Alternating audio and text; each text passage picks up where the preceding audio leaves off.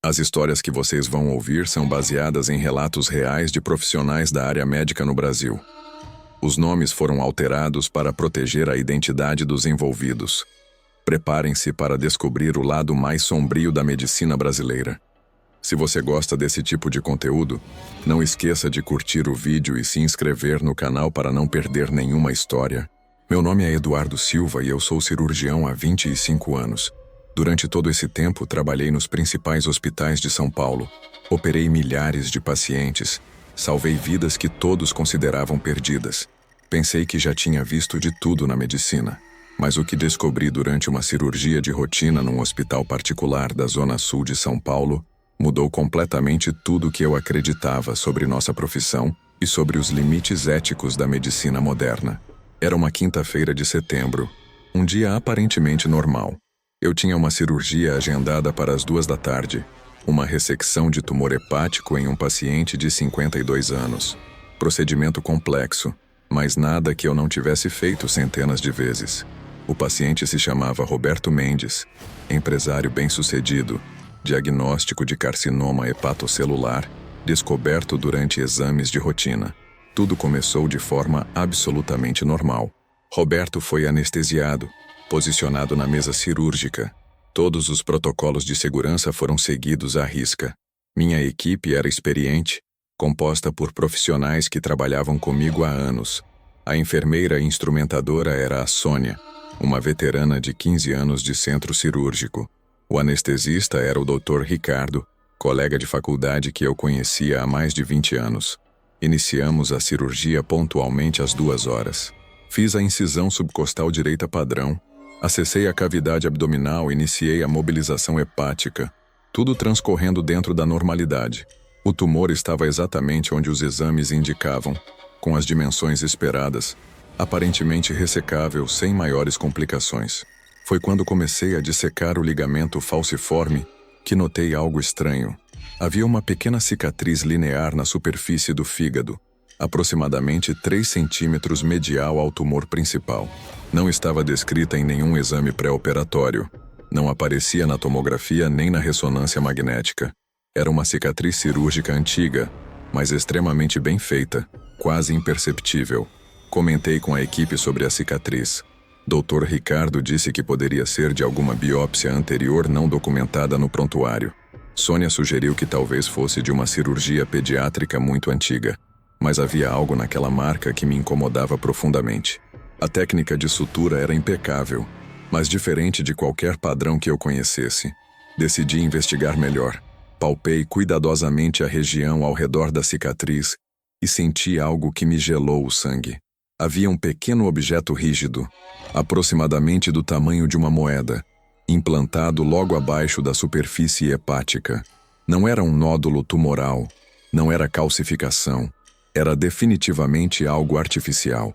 Comuniquei à equipe o que havia encontrado. Doutor, Ricardo sugeriu que continuássemos com a ressecção do tumor principal e ignorássemos o achado incidental. Mas minha curiosidade médica e meu senso de responsabilidade não me permitiram deixar passar. Decidi fazer uma pequena incisão explorativa para identificar o objeto. O que encontrei mudou minha vida para sempre. Era um dispositivo eletrônico minúsculo, do tamanho de uma pastilha, completamente integrado ao tecido hepático. Tinha aparência metálica, com pequenos componentes que pareciam circuitos eletrônicos, mas de uma tecnologia que eu nunca tinha visto antes. Estava coberto por uma membrana biocompatível que permitia sua integração perfeita com o fígado. Retirei cuidadosamente o dispositivo e o coloquei numa cuba com soro fisiológico. Nesse momento, algo extraordinário aconteceu. O dispositivo começou a emitir uma luz azul pulsante muito fraca, quase imperceptível, mas definitivamente visível no ambiente escuro da sala cirúrgica. A equipe ficou em silêncio absoluto. Nunca tínhamos visto nada parecido. Dr. Ricardo perguntou se eu achava que era algum tipo de marca-passo hepático experimental. Sônia sugeriu que poderia ser um dispositivo de monitoramento para pesquisas médicas, mas eu sabia que não era nada disso. Aquilo era tecnologia muito além do que qualquer centro médico brasileiro tinha acesso. Decidi continuar a cirurgia e remover o tumor conforme planejado, mas mantive o dispositivo preservado para a investigação posterior. Durante o restante do procedimento, não consegui parar de pensar no que havia encontrado. Como aquilo chegou ali? Quando foi implantado? Por quem? E, principalmente, por que não havia registro algum no prontuário médico do paciente? A cirurgia foi concluída com sucesso. Roberto foi transferido para a UTI em estado estável, sem complicações. Mas eu estava completamente perturbado com a descoberta. Assim que terminou meu plantão, levei o dispositivo para casa, junto com várias fotos que tirei durante a cirurgia. Passei a noite inteira pesquisando na internet qualquer informação sobre dispositivos médicos similares. Procurei em bases de dados científicas, sites de fabricantes de equipamentos médicos, publicações especializadas. Nada. Absolutamente nada que se parecesse com o que eu havia encontrado. No dia seguinte, conversei com alguns colegas de confiança sobre o caso. Mostrei as fotos do dispositivo para professores de bioengenharia da USP, especialistas em dispositivos médicos implantáveis, pesquisadores de centros de tecnologia avançada. Todos ficaram perplexos. Nunca tinham visto tecnologia similar. Foi quando um professor de engenharia eletrônica sugeriu que eu procurasse o Dr. Marcelo Fernandes, um pesquisador que trabalhava com projetos classificados para o governo brasileiro. Segundo ele, se alguém poderia identificar aquele dispositivo, seria o Dr. Marcelo. Consegui contato com o Dr. Marcelo e marquei um encontro reservado em seu laboratório na cidade universitária. Quando mostrei o dispositivo para ele, sua reação foi completamente diferente dos outros especialistas. Ele não demonstrou surpresa ou curiosidade. Demonstrou medo. Doutor, Marcelo me pediu para sentar e começou a fazer perguntas muito específicas sobre onde eu havia encontrado o dispositivo, se alguém mais sabia sobre sua existência, se eu havia documentado a descoberta de alguma forma. Quando expliquei toda a situação, ele ficou em silêncio por vários minutos, claramente processando informações que eu não tinha acesso. Então ele me contou algo que mudou completamente minha perspectiva sobre medicina, tecnologia e sobre o que realmente acontece nos bastidores da ciência brasileira. Dr. Marcelo trabalhava há 15 anos em projetos de pesquisa militar, envolvendo dispositivos de monitoramento biológico. Segundo ele, o governo brasileiro, em parceria com empresas multinacionais, desenvolvia há décadas tecnologias de rastreamento e monitoramento de populações. O dispositivo que eu havia encontrado era um protótipo de terceira geração de chips de monitoramento biológico. Eram implantados em cidadãos selecionados durante cirurgias de rotina, sem conhecimento dos pacientes ou dos cirurgiões. O objetivo era testar a eficácia de sistemas de rastreamento populacional e coleta de dados biométricos em larga escala. Dr. Marcelo me explicou que centenas de hospitais brasileiros participavam involuntariamente do programa. Cirurgiões de confiança eram recrutados para implantar os dispositivos durante procedimentos eletivos, mas a grande maioria dos profissionais de saúde não sabia da existência do projeto. Os dispositivos eram inseridos pelos próprios coordenadores do programa, que se infiltravam nas equipes cirúrgicas usando identidades falsas.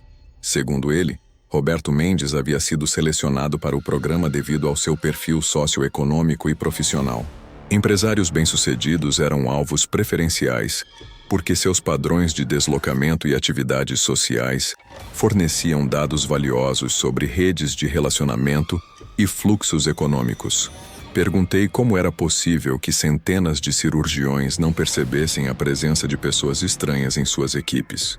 Dr. Marcelo explicou que o programa operava através de empresas terceirizadas, que forneciam profissionais temporários para hospitais. Os agentes se apresentavam como enfermeiros, técnicos ou residentes em treinamento, sempre com documentação impecável e referências falsas. O mais perturbador era descobrir que eu mesmo já havia operado com vários desses agentes ao longo dos anos, sem jamais suspeitar de nada. Dr. Marcelo me mostrou fotos de pelo menos 5 pessoas que eu reconheci como profissionais que já tinham trabalhado comigo em diferentes hospitais. Todos eram agentes do programa. Ele me contou que os dispositivos coletavam informações biológicas detalhadas dos portadores, batimentos cardíacos, pressão arterial, níveis hormonais, localização geográfica, padrões de sono, atividade física, até mesmo dados sobre dieta e consumo de substâncias. Tudo era transmitido remotamente para as centrais de processamento, onde as informações eram analisadas por inteligência artificial. O objetivo final do programa era criar um sistema de monitoramento populacional total, onde o governo poderia rastrear e prever comportamentos de cidadãos selecionados. Era um teste para tecnologias que posteriormente seriam implementadas em escala nacional, através de campanhas de vacinação obrigatória ou procedimentos médicos de rotina. Dr. Marcelo me alertou sobre os riscos que eu estava correndo ao ter descoberto o dispositivo. Segundo ele, pessoas que haviam se aproximado demais do programa no passado sofreram consequências graves. Alguns perderam seus empregos, outros tiveram problemas legais fabricados. Alguns simplesmente desapareceram. Ele me aconselhou a devolver o dispositivo e esquecer completamente o que havia descoberto. Disse que se eu tentasse denunciar ou investigar mais profundamente, minha carreira médica seria destruída e minha segurança pessoal estaria em risco. O programa contava com proteção nos mais altos níveis do governo e tinha recursos ilimitados para silenciar pessoas inconvenientes. Saí do laboratório completamente abalado. Tudo que eu acreditava sobre ética médica, sobre consentimento informado, sobre os limites da pesquisa científica havia sido abalado. Descobri que estava participando involuntariamente de um programa de experimentação em seres humanos que violava todos os princípios básicos da medicina. Durante as semanas seguintes, comecei a observar mais atentamente as equipes com que trabalhava. Prestei atenção em profissionais temporários, em pessoas que eu não conhecia bem, em situações que antes considerava normais, e comecei a notar padrões perturbadores. Lembrei de várias cirurgias onde profissionais desconhecidos se ofereceram para auxiliar em momentos específicos dos procedimentos. Sempre eram pessoas extremamente competentes, com técnica impecável, que apareciam e desapareciam sem deixar rastros. Na época, considerei coincidência ou simplesmente profissionais temporários qualificados. Também comecei a questionar alguns achados cirúrgicos estranhos que havia encontrado ao longo dos anos. Pequenas cicatrizes inexplicáveis, alterações anatômicas sutis, objetos estranhos que atribuía a complicações de cirurgias anteriores. Quantos dispositivos eu havia encontrado e ignorado? Quantos pacientes meus eram portadores de tecnologia de monitoramento? A paranoia começou a tomar conta da minha vida. Passei a questionar cada membro de equipe que não conhecia pessoalmente. Comecei a fotografar secretamente qualquer achado cirúrgico incomum. Desenvolvi protocolos pessoais de verificação para garantir que apenas profissionais conhecidos participassem das minhas cirurgias. 3 meses depois da descoberta do dispositivo, recebi uma proposta de trabalho extremamente atrativa para dirigir um centro cirúrgico numa clínica particular de alto padrão. O salário era 3 vezes maior que minha remuneração atual, com benefícios excepcionais e total autonomia para montar minha própria equipe. A princípio, fiquei animado com a oportunidade, mas quando fui conhecer as instalações da clínica, percebi que algo estava errado. O centro cirúrgico era equipado com tecnologia muito além do padrão brasileiro. Havia sistemas de monitoramento que eu nunca tinha visto, equipamentos de anestesia com recursos avançados demais para uma clínica particular, salas cirúrgicas com isolamento e blindagem, que sugeriam atividades muito mais complexas que cirurgias convencionais. Durante a visita, conheci o diretor médico da clínica, Dr. Augusto Carvalho. Ele me explicou que a clínica estava iniciando um programa experimental de cirurgias com monitoramento biológico avançado. Segundo ele, seriam testadas novas tecnologias de acompanhamento pós-operatório que revolucionariam a medicina brasileira. Quando o Dr. Augusto começou a explicar os detalhes do programa, percebi que estava sendo recrutado para participar voluntariamente do mesmo projeto que havia descoberto acidentalmente. A clínica era uma fachada para o programa de implantação de dispositivos de monitoramento. Minha descoberta do chip não havia passado despercebida, e agora estavam tentando me cooptar. Recusei educadamente a proposta e saí da clínica o mais rapidamente possível. Mas sabia que minha situação havia se tornado muito mais perigosa. Eles sabiam que eu sabia, e agora tinham certeza de que eu não seria facilmente silenciado ou cooptado. Nas semanas seguintes comecei a notar sinais de que estava sendo monitorado. Carros que me seguiam no trânsito, pessoas estranhas nos locais que frequentava, ligações telefônicas com ruídos estranhos, problemas inexplicáveis com minha internet e dispositivos eletrônicos. Decidi que precisava documentar tudo o que havia descoberto e encontrar uma forma segura de tornar a informação pública. Comecei a escrever um relatório detalhado sobre o programa, incluindo fotos do dispositivo, registros das cirurgias suspeitas, nomes dos profissionais envolvidos, tudo que pudesse servir como evidência. Mas quanto mais eu investigava, mais perigoso ficava meu conhecimento. Descobri que o programa não se limitava a monitoramento passivo. Os dispositivos também eram capazes de liberar substâncias no organismo dos portadores, influenciar parâmetros biológicos, até mesmo causar sintomas específicos quando necessário. Era possível controlar remotamente o humor, o apetite, o sono, a capacidade de concentração dos portadores. Em casos extremos, os dispositivos podiam induzir ataques cardíacos, derrames ou outras complicações médicas que pareceriam completamente naturais. Era o sistema perfeito para a eliminação discreta de pessoas inconvenientes. Percebi que Roberto Mendes provavelmente não havia desenvolvido câncer de fígado naturalmente. O tumor era muito provavelmente resultado da ação prolongada do dispositivo implantado anos antes. O programa não apenas monitorava os portadores, mas também os utilizava como cobaias para testes de substâncias cancerígenas e outros agentes patológicos. Essa descoberta me aterrorizou completamente.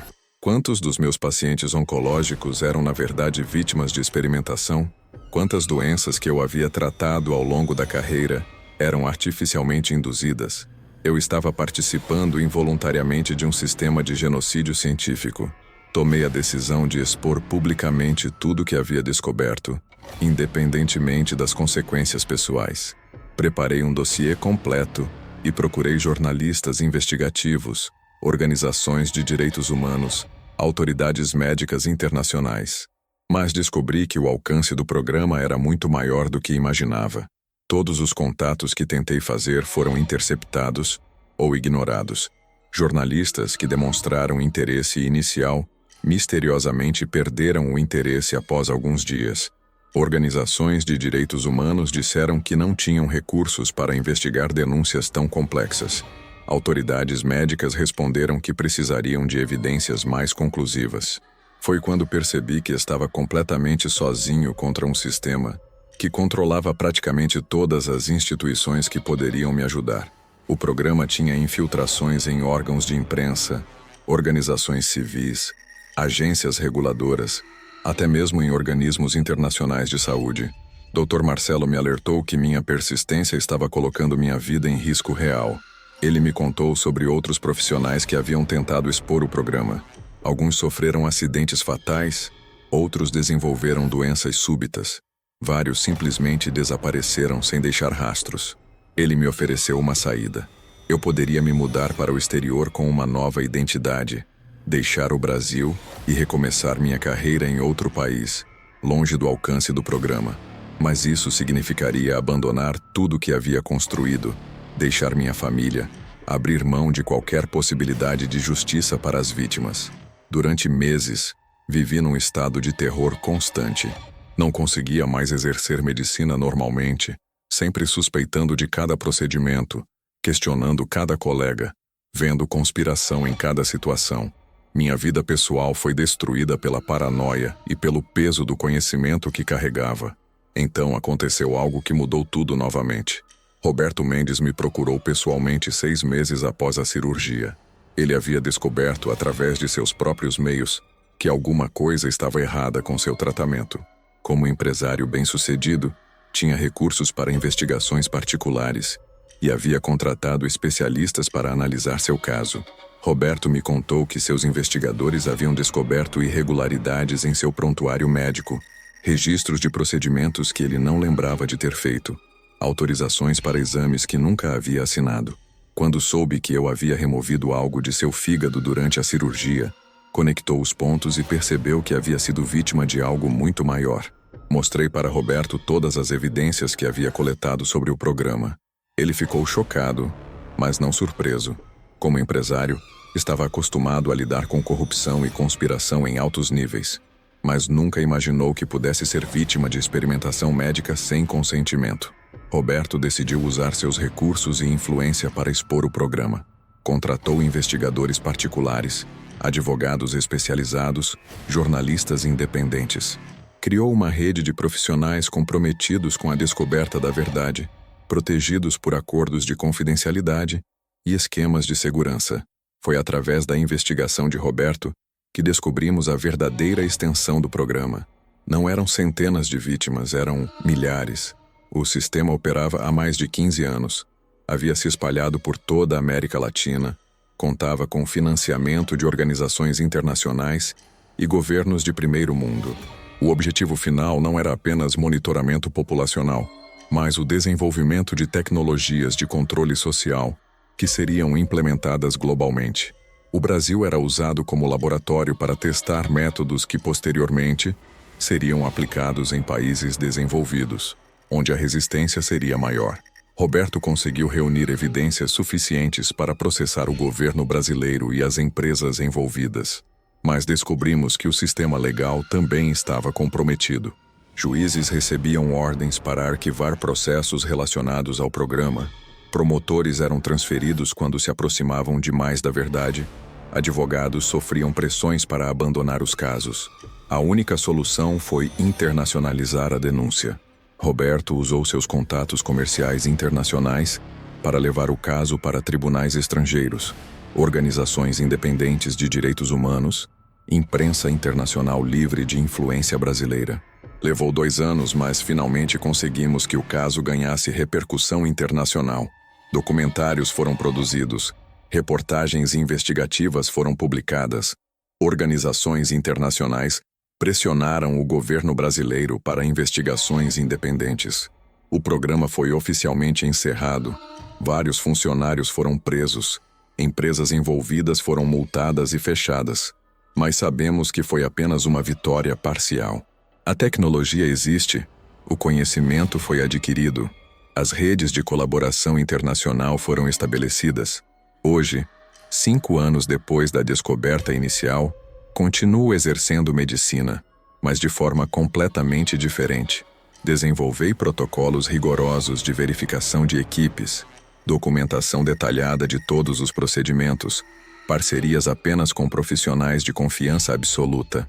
Também me tornei ativista pela transparência na pesquisa médica e pelos direitos dos pacientes. Trabalho com organizações que monitoram experimentação médica não autorizada. Participo de comitês de ética em pesquisa, dou palestras sobre consentimento informado e limites éticos da ciência. O que aprendi com essa experiência é que a medicina moderna enfrenta ameaças que vão muito além de doenças e limitações técnicas. Existem forças econômicas e políticas que veem pacientes como cobaias, que consideram seres humanos como recursos descartáveis para a experimentação. Como profissionais de saúde, temos a responsabilidade de proteger nossos pacientes não apenas de doenças, mas também de sistemas que exploram sua vulnerabilidade.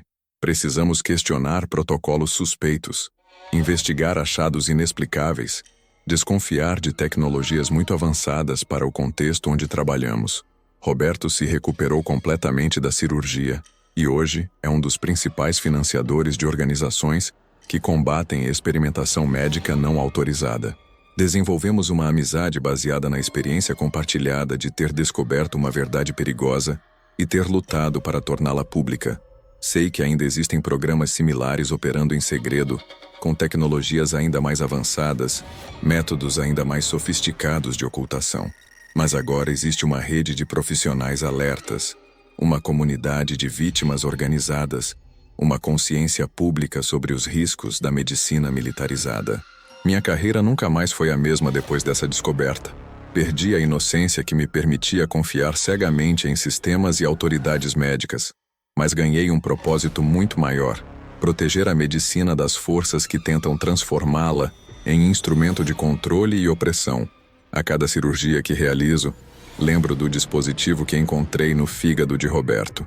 Lembro que nossa profissão pode ser usada tanto para salvar vidas, quanto para destruí-las. E reafirmo meu compromisso de usar meu conhecimento e habilidade apenas para o bem dos meus pacientes, sempre com sua autorização, sempre com transparência total. Essa é minha história. Um alerta para todos os profissionais de saúde sobre os perigos que existem nos bastidores da medicina moderna, e um testemunho de que é possível lutar contra sistemas corruptos e vencer, mesmo quando as chances parecem impossíveis.